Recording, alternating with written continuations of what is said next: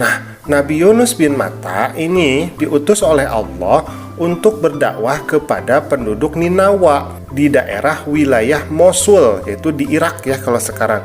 Nah, penduduk kampung Ninawa ini berpaling dari ajaran Allah dan menyembah berhala.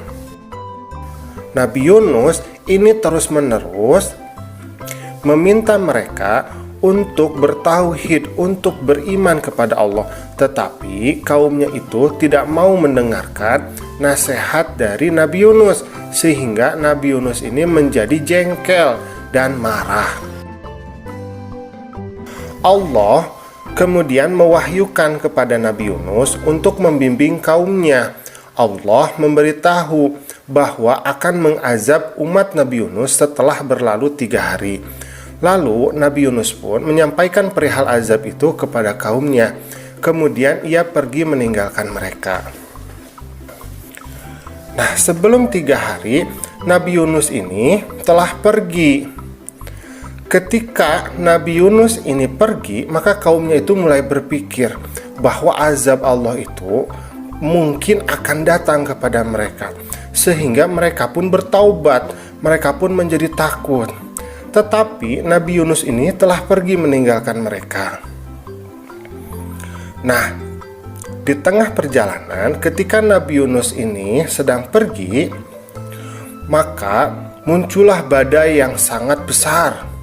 Kapten kapal ini berkata kepada para penumpang agar barang-barang yang berat itu dilemparkan ke tengah laut supaya perahu mereka tidak tenggelam. Ternyata walaupun sudah dilempar semua barangnya, perahu itu tetap terombang-ambing hampir tenggelam.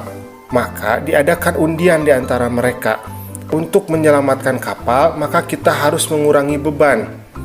Harus ada yang berkorban untuk melompat ke laut, kata kapten.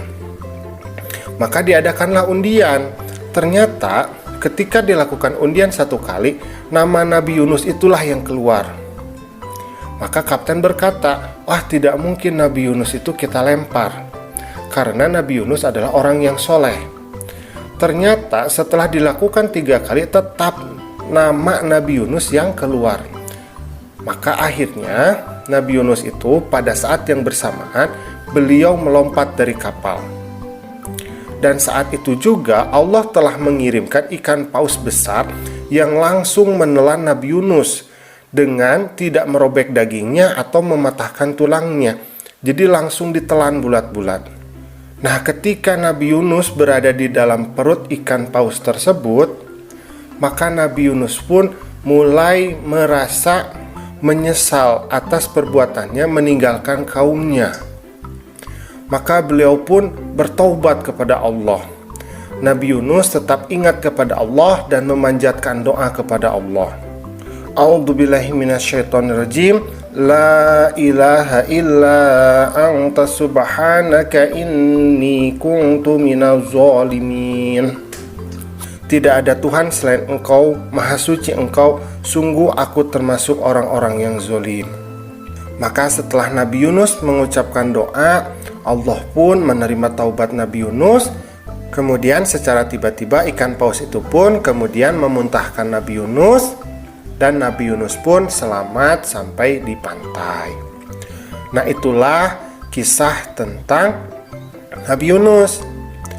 Setelah Nabi Yunus pergi, ternyata kaumnya itu mau bertobat ya, termasuk juga Nabi Yunus. Jadi kita selaku umat Islam harus pandai-pandailah untuk introspeksi diri atau muhasabah diri, atau melihat kesalahan sendiri sehingga kita mau dan mampu bertaubat kepada Allah.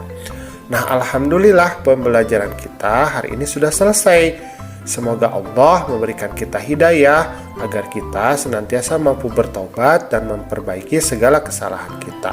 Assalamualaikum.